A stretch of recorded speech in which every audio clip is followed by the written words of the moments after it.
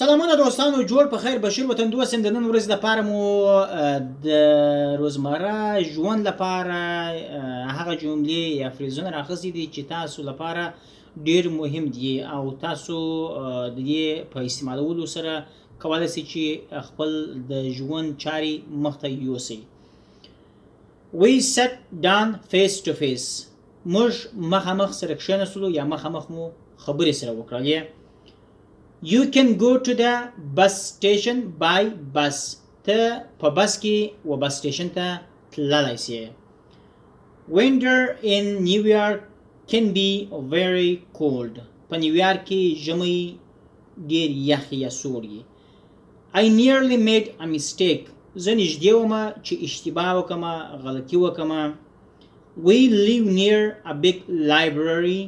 موږ یوه غټ کتابتون ته یا موږ غټې لایبررۍ ته نږدې اوسېږو. She hung the calendar on the wall.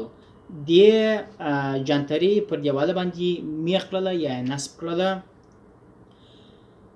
It took 5 minutes to get to the station.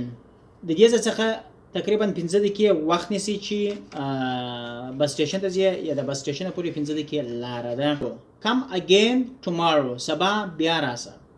She play the guitar.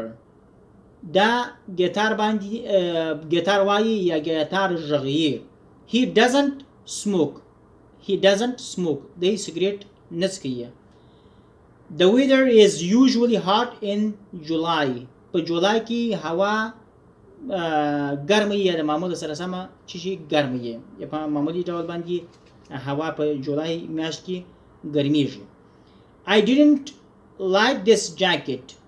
زما دغه جاکټ نه خوښیږي. You look sick. ته ناروغ غوندې یا مریض غوندې معلومیږي. Shut your mouth. خوله دې بنده که چې موږ داسې غږ مه لره یا چپ که. Shut your mouth. خدای دې وکړي چې دوستانه په ورباندې پوه شوي یاست. تر بلې ویډیو پورې ښې چارې.